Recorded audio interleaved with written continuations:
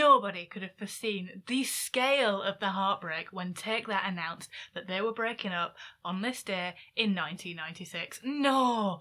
Let's look back on one of the darkest days of the 1990s. So Take That were formed in Manchester in 1990 by manager Nigel Martin Smith. He was auditioning for a manufactured boy band. They were almost called Kick It or The Cutest Rush, which I don't think would have stood the test of time quite as well as Take That did. Gary Barlow, he was recruited as the lead singer-songwriter. Robbie Williams and Mark Owen were backing singers, and Jason Orange and Howard Donald were recruited as backing dancers. They were in a breakdancing troupe at the time called Street Machine.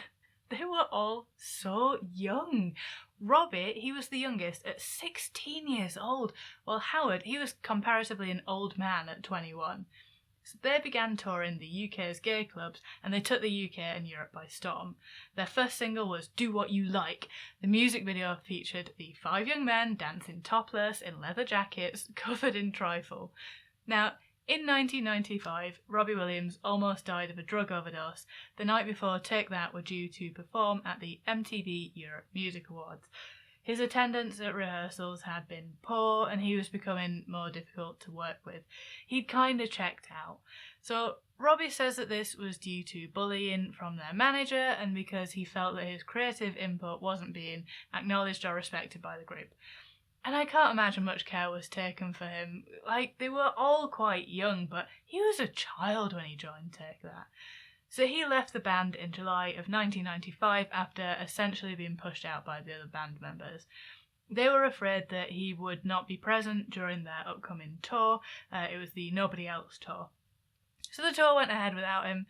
Robbie was contractually tied to the label BMG, which prohibited him from releasing his own music whilst the band still existed. And he was sued by his former manager, Nigel Martin Smith, to the tune of $200,000. But after a legal battle, he was able to commence his solo career with Chrysalis Records in June of 1996.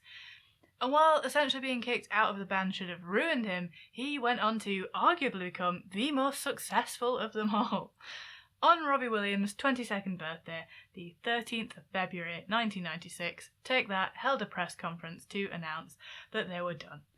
Mark Owen said that tears aren't worth shedding for us when he was told that a 14-year-old fan had called into BBC Greater Manchester, who were broadcasting the press conference. She called in crying. Tears were shed though. People were distraught. The Samaritans had to set up a special helpline to offer counselling to fans. They assured everybody that all of the band members are going on to pursue solo careers. Thankfully, just 10 years later, Take That got back together with their new album, Beautiful World. And in July 2010, Robbie Williams announced that he was rejoining the band and he would be back for good. It only takes a minute and everything changes, but it just goes to show that if you have a little patience in this life, if you never forget, you can rule the world. Anyway, thank you for watching. Why not subscribe? And I'll see you tomorrow.